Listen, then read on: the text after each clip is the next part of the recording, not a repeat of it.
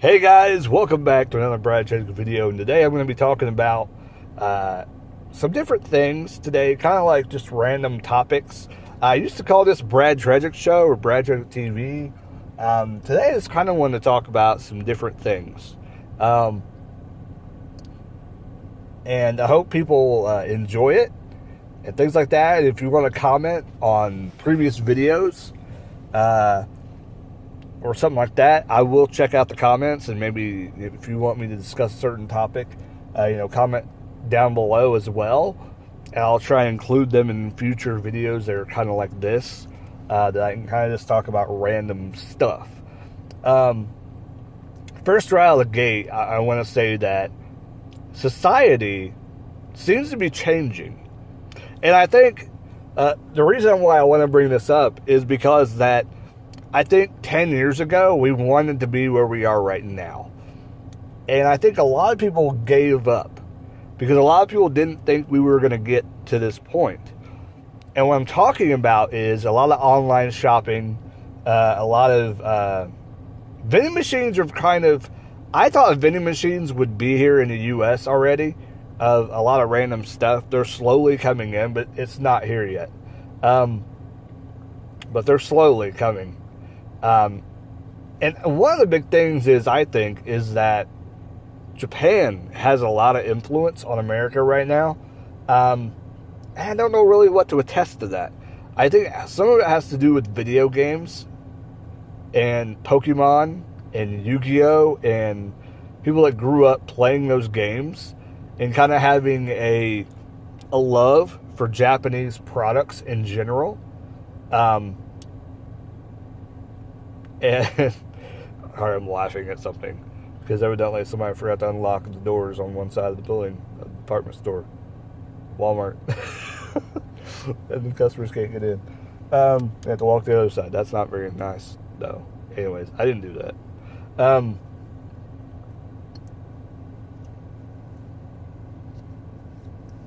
But yeah, it just seems like the vending machine thing is kind of the Japanese thing. And Japanese culture, like I said, we've kind of, I think, grown for a love of it. And that's where I think that why a lot of influence in how we're doing things is sort of coming over here. But it's taking a while to get here. So for anybody that thinks that, technology has kind of died and so forth. It definitely has. It didn't go as fast as what we thought, but I think we're at the place right now where if we think about it, we can do it technology-wise. And that sounds really dumb, but look at the Lion King movie. Look at Jungle Book movie. Think about that kind of stuff. There's 3D stuff going on that we have now. You can actually play video games and you look like a person. You can put yourself in a movie and so forth. You can put yourself in game. You can face scan your face. And pretty much, video game people have the same thing that a movie person can do. A lot of the movies nowadays are pretty much... Video game makers could really make a movie and people would watch it. They've done it. Final Fantasy, Advent Children. If you haven't seen that, pretty much I think a video game person made that movie. So if you think about it, they have.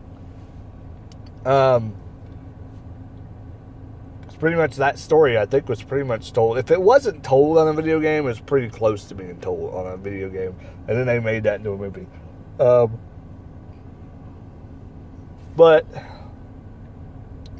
as far as society goes, it's crazy how, a lot of people don't carry cash. Even I don't really carry cash.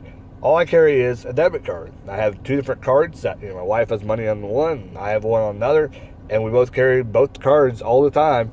And we don't really carry cash. We have to get cash if we specifically want cash for something.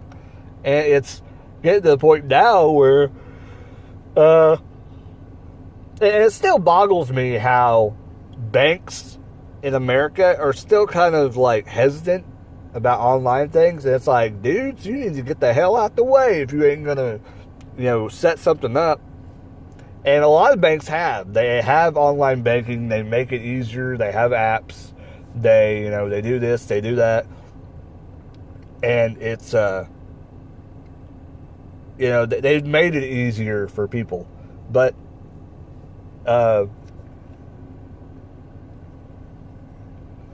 it's unbelievable that some people don't want the advancements that we have. And some of those people are resistant to change.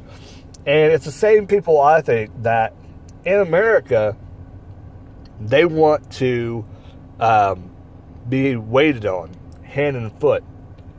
And it's not even that, because the people that you would call lazy don't mind self-checkout lanes. That's part of it. That's part of it. But also, the people that like self-checkout lanes don't like to wait for their product to be shipped to them. So some of them might actually want to go to stores, to a physical brick and mortar store, and buy stuff. Let's talk about that for a second. So think about that. Then you have the people who don't like self-checkout lanes, that you have to check yourself out because they feel like somebody else should be doing that job, and they're doing the job for somebody else. But on the flip side, some of those people don't want to talk to people, don't want to have long conversations. They don't want to talk to people like that. So why wouldn't you want that if you're like that? That doesn't make any sense to me. I mean, does that make any sense? It doesn't make any sense. Then, let's put this on the flip side. You want to complain about things not being in stock. I want this. I want that. It's not there. It's not in stock. Really hope this truck doesn't hit me. And when you can order online anything in the world and get it shipped to you, think about that. Think about that. You can order anything on eBay. You can order anything on Amazon, and it will get shipped to you. That's insane. Pretty insane. And yeah, there's some stuff that you have to pick up in the stores. Some stuff that, we haven't figured out a way around it yet. There's not home delivery and everything. And that's another thing. That's another thing to talk about. These delivery services. Advancements in technology. Restaurants are not ready for the advancements.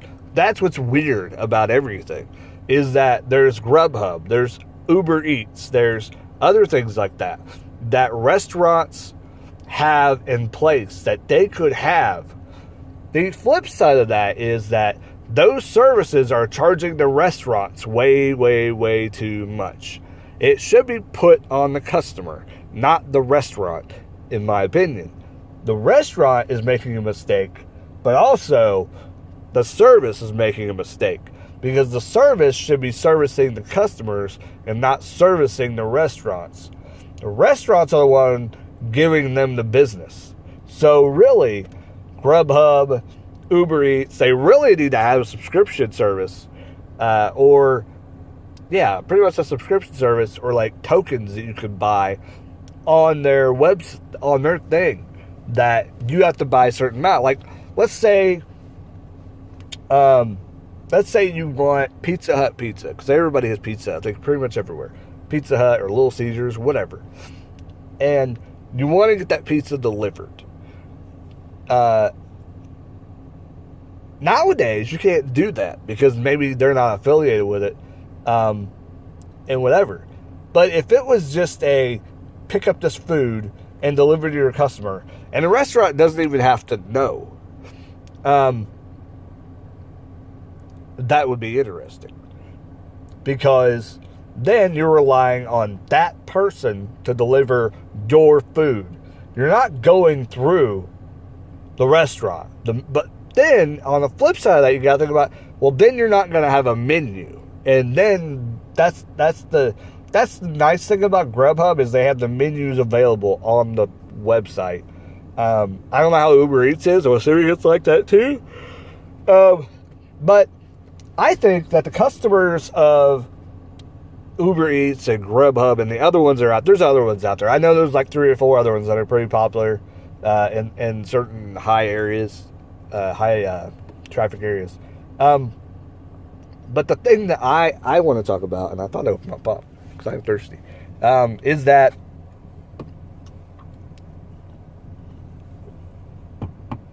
when it becomes the driver's fault, the driver's problem, if your food is not right, then that's just something, whatever. But normally, I think these people that are going to want to do this, and the people that you want to do this, like, you don't want Tom, Dick, and Harry to want to order, like, I want 5 McDonald's cheeseburgers. I want 1 with ketchup, only ketchup, no cheese, just ketchup, and a meat and patty, and meat patty and a bun, and ketchup. That's all I want. Second burger, I want lettuce added to a cheeseburger. You don't want that guy. You don't want that guy. That guy wants a sandwich. He can go get his own damn self. Or he can make it simple and say, I want 5 cheeseburgers, add lettuce, no ketchup, add mayonnaise. All 5 that way. Then it's easy. You can write it down. You can tell the cashier at McDonald's, and you can get it right.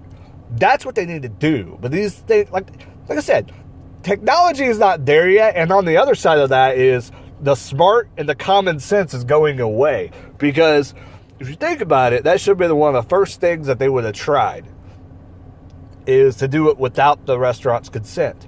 Now, I don't know legally how that is, but I think you could do that. And then after a while of doing that, I think maybe they could go, hey, this worked with this restaurant. Or, maybe they could say, hey, will you sign on to do this? And if they say no, then okay. I said, well, we pick up food for people. That's pretty much what we do. And you can tell them, they could say that, we're going to do it no matter what. But we just would like to have the menu on the app, to do it. Or something. But yeah, and that's the thing too. You don't want somebody that's going to want, to ask you questions on the app, like, oh, well, do you know what they have on the menu? No, go to the McDonald's app. I'm sure that the McDonald's app will have every sandwich available. Most restaurants have an app. If they don't have an app, they have an online menu. If they don't have an online menu, you probably don't need to order from them anyway, because who the hell doesn't have that nowadays? It could be like Bob's Diner, but even then, you've been to Bob's Diner quite a bit if you're wanting somebody to go pick up food for you. If you're craving it that bad that you don't want to get out of the house, you literally could call and say, hey, I don't want to place any orders. I don't want to place an order, but I want to ask, do you have this? And then they could say, yeah. So then when they call you to go pick up their food, they could say, okay, I want a cheeseburger from Bob's Diner, and I want the curly fries on the side, and I want tartar sauce on the side. They said they can supply that. I've already called them. They confirmed it. You just got to go order it. There you go. So however you would order from Bob's Diner, you go order the food for them. So that's what you would do. So, like I said, a lot of common things that I don't understand why it's so difficult to get certain restaurants on the Grubhub.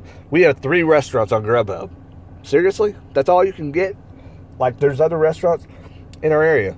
There's Subway. Well, actually 4, I think. Subway, Taco Bell. I thought McDonald's was on it, but I guess not. And KFC's on it, I think. But that's it. That's all. That's all we'll do Grubhub in this town. It's like, seriously? Really? That's all? That's it? I mean, there's other places, And then we get into the part of people picking anything up for you. Why doesn't somebody have that yet set up to where... I don't know. Like, it seems like such a simple thing to have a website where you say, I pick up this for this, and be simple. And it could be in any town. It doesn't matter what town you're in. It goes by location.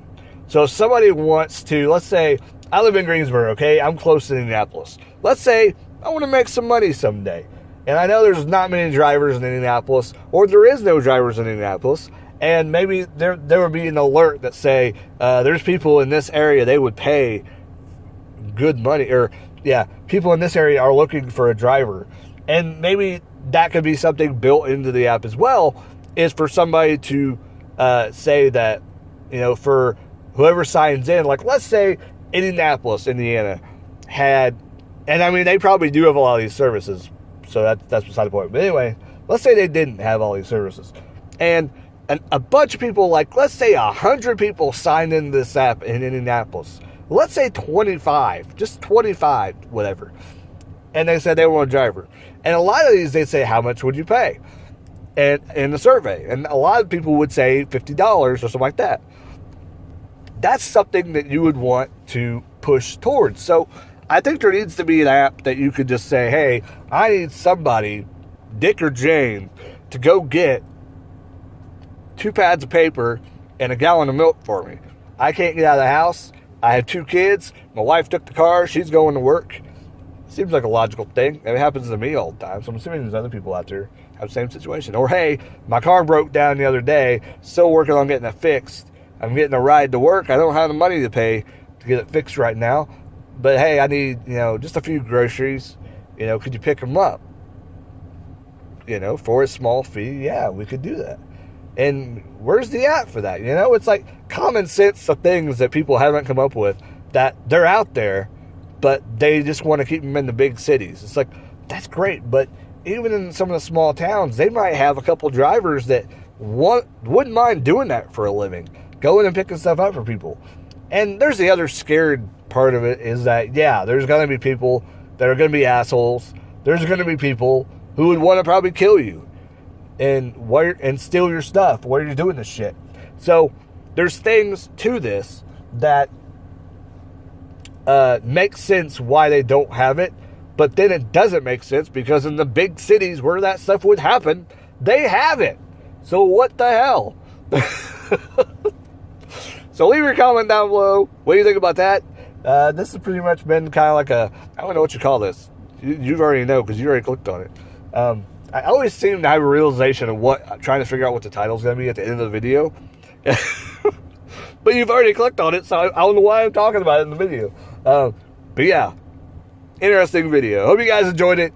Leave your comments down below what you think. Like, comment, subscribe, all that. And I did not get the anti-glare on my glasses, and I did not think it would affect my videos that much.